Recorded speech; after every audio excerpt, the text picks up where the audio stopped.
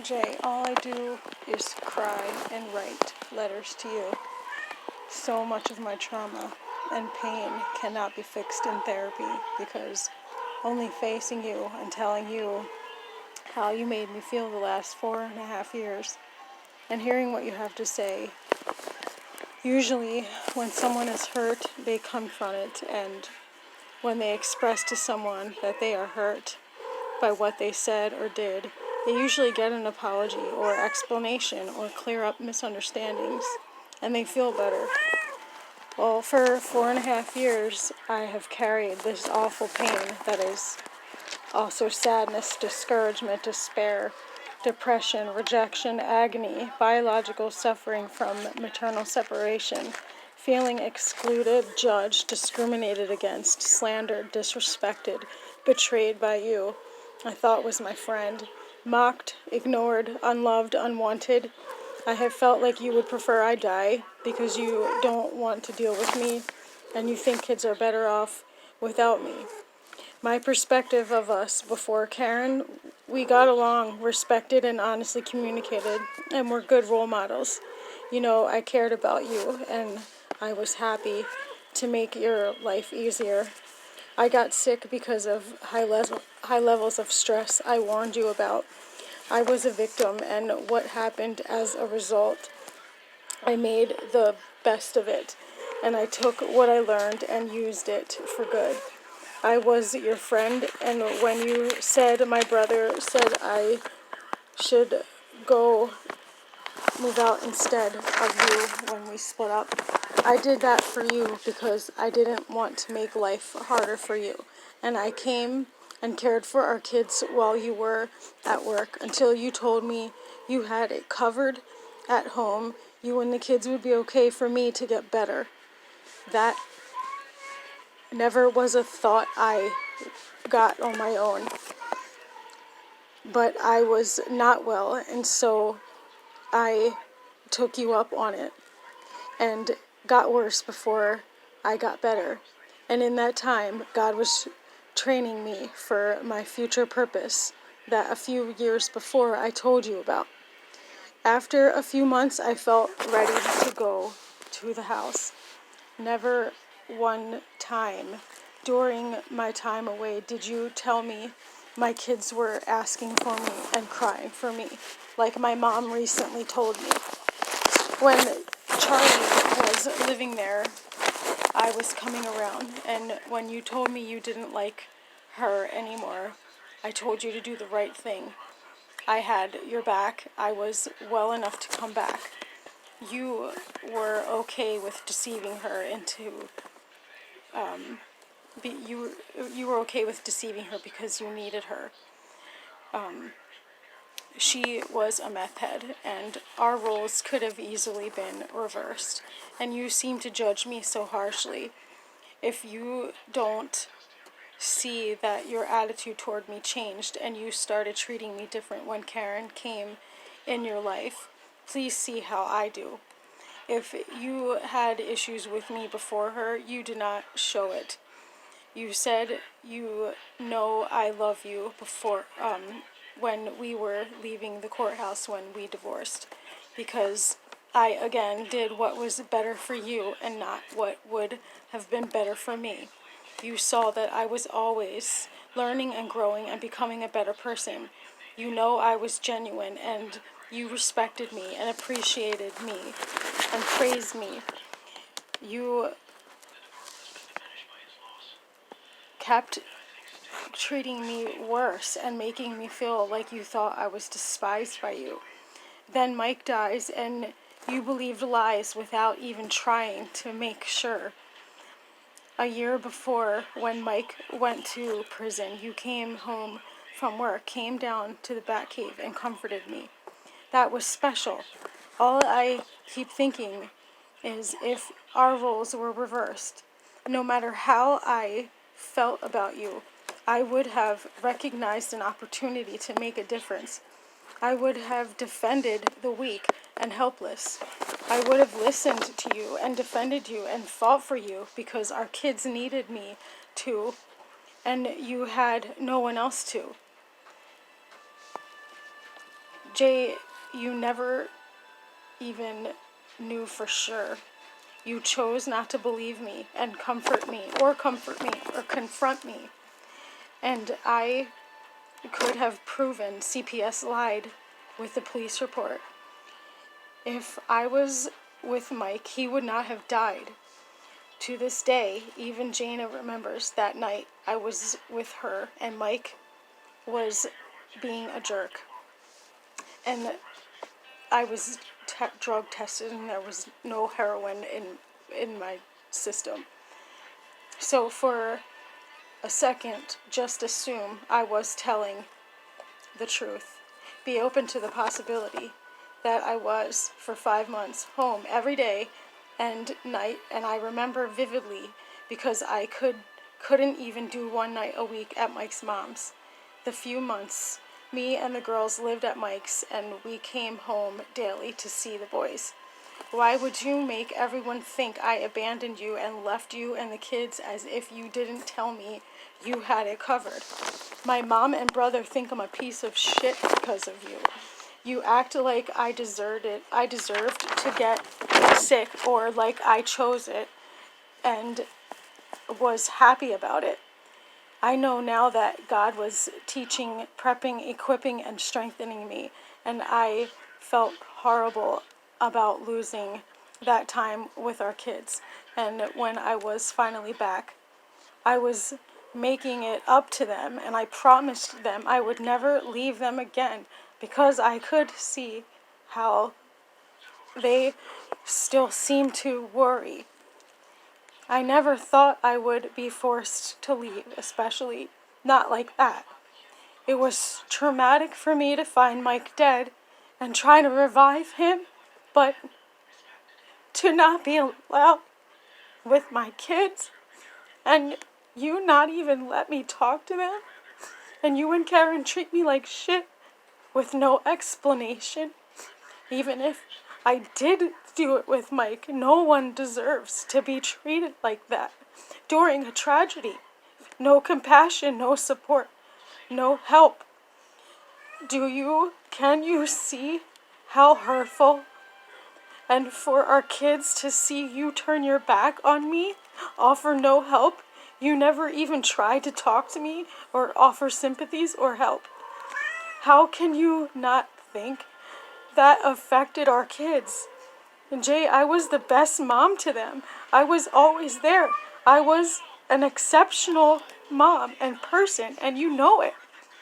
You could have made the biggest difference, and you chose to continuously ignore me and make me feel trauma over and over.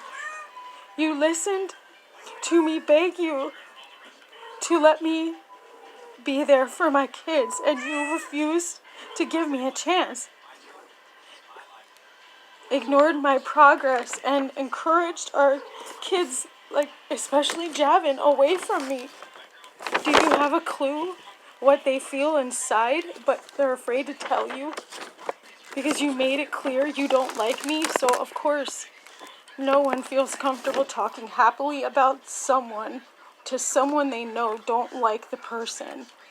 Come on, they are kids who want approval. They will say what they think you want to hear. You exploit that and got Javin to tell you that, and you couldn't even come to me to make sure it was not a misunderstanding, because obviously you don't want to know because you don't have any intentions of working things out. You seem to hope again that I will go away. You don't care that they love me, need me, miss me, and want me, and feel bad about things. They know how much I cry and how hard it is for me, and they hate feeling torn and confused, and like they will disappoint you if they speak well of me. You say you went back to believing in Jesus, and I think it's lovely, but you don't show any outward signs of faith as far as most important, like love, mercy, compassion, the golden rule, kindness, humility, selflessness, being a light, showing God's love, because I told you over and over what our kids need is me and healing, and you only worked to make it worse, not better. Our kids are not seeing love in you. You don't hide how you don't like me. It's obvious you ignored and rejected me trying to make peace, because that will bring healing to us. I have shown our kids that I tried, because I know their heart's desires. They see that I have love in my heart. I don't talk bad about you like you do. How can you think this is acceptable Christian behavior? I want our kids to get saved and filled with the Spirit, but studies show that children are less likely to if they are not being around genuine Christians. You should have cared about what's best for them over what's best for you, because I was with you for 13 years, and I'm forced to think that all you did was what you felt pressured you to do in order for you to have peace with Karen and your mom. You should make yourself stop being a coward and do the honorable thing. I know that if I trust anyone, or I know that if I treat anyone like I won't like, then it's wrong, and you and anyone would not have liked being treated the way you treat me. You are being dishonest and deceptive by acting like we didn't work things out outside of court like your lawyer said. You got my brother to write a letter based on the lies you told him. None of what he said was based on him being around us witnessing himself. You implied I would coach Juno what to say, as if I ever did that. You know I am honest. A mom who don't have it in her to lie about Santa isn't going to make her kid lie. You were actually going to make them go home to punish me over an innocent misunderstanding. You condescendingly asking for a copy of my insurance, as if I ever drove without it. Getting an order saying I'd be arrested if I showed up on your property when I never even acted aggressive or even went to your place, and saying in front of the kids that I break trust with people when I was homeless. You had no idea either way. How would you know? You never are around or talk to me. You purposely slandered me to our kids. I never in a million years would have thought you were like this. You have passively tormented me, gaslit me, treated me so unfair, and ignored me, making me feel helpless, unable to confront you. This has prolonged my suffering and healing. You have stolen so much time, precious time, with my kids, acting like Karen is better for them when you know. You have to know by now that she is fake and a liar and does not appreciate our kids. I'm over here crying every day, tormented, consumed with helplessness, suffering, missing them, wanting to raise them, and fully capable. And you have them with her, missing out on their mother's love and nurturing, all I have to offer them that none of you give them. All you do is drug them with electronics, eating junk, ignoring their mind, health, and feelings, and keeping me from caring for them and raising them with the same convictions I always had that you agreed with. My God, do you know what you have done to Javin? What you took from him and allowed him to endure? I can't even think about it. All this is a nightmare. You are not a good person, Jay. Even if your motives were good, for you to keep being that way, knowing how it hurts our kids and me, and never trying to help in any way, ignoring the studies of child psychology, showing no remorse or compassion, and going out of your way to discourage me and make others think I'm unfit. There's no excuse, no justification. It's not okay to purposely cause harm to someone, whether you think they deserve it or because you want to protect kids, because you didn't even try to prove or disprove. And if you are being pressured and you lack the courage and you don't want to disappoint anyone, that is wrong. You should care not to disappoint your kids, your God, and yourself. You're bowing down to these women who judge me and think I don't belong, have no business to interfere. They have no business to interfere and control this. And you only send them the message that you are okay with that bad behavior. You enable them and you rob them of the chance to change. You all say you're Christians, but you are not like Jesus. Just because you stop celebrating pagan holidays, the number one message in the Old and New Testament, universal, is love. Love your neighbor. How the golden rule is how you love your neighbor. You treat people as you want to be treated. And you don't treat people the way you wouldn't want to be treated. There's no exceptions, no excuses. You can't think that you are exempt or that, well, you're saved so you can keep sinning knowingly and on purpose, because God will overlook it. He don't care. He'll forgive you. So why then do you hide your deeds from people and care so much that as long as no one like me knows what you are really thinking and why you really do what you do, you think it's okay to be so deceptively unfair and act like you are not doing anything wrong and that I'm the problem? I'm convinced of this all now because you still won't face me. You would face me and explain and clear up and assure me. That is what someone who believes they're doing the right thing for the right reasons does. When people act the way you have been, is usually because they know they're wrong. They fear being called out and put on the spot to explain. They avoid that uncomfortable, humiliating feeling. They cannot face the person. You can choose to keep trying to bring me down, disappointing our kids, preventing us from healing, and robbing all of us of peace and joy. But what you are trying to do is going to backfire, and you will be the one who loses what you try to take from me and the kids. The kids know me. You can't convince them that they are better without me. What they have with me cannot be forgotten, only missed and wanted, because no one else makes them feel what I do. And I will always pursue them. And Jonah won't be the only one who comes to me. And once they do,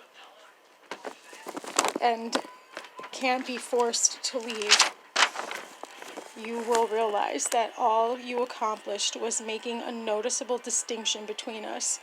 You, as the sabotager, divider, stealer of good feelings, do you think that electronics, junk food, and superficial substitutions can really replace real, meaningful, genuine love and good feelings? They won't feel it in their soul. They won't miss it. What or who could be worth more than what I offered? I told you we should choose to forgive and be friends and break bread and be separate and not like the world. We should be role models. We should be mature, what we always were, because that was inspiring and what makes the world a better place. And our kids would look back and say their parents chose to put them first and care more about their feelings than their own. Instead, you will be the one excluded, like you have excluded me. They watched you ignore and reject me and my offer of peace and friendship and willingness to do whatever for it. They saw me cry and try. They saw in me a good mom, and that they were number one. We reap what we sow. What you do comes back. And that's sad for all of us. I forgive you, but I'll never get over this until you tell me why you did everything. You know I never wouldn't until you tell me why you did everything. You know I never would have done to you. And I never would have let anyone pressure me to. I always love you because you're the father of my kids, and I'll always want to be your friend and have peace with you because we were happy that way, and our kids deserve that. We are compromising. I know what we can give them, and we're not, and it's why would you not want that?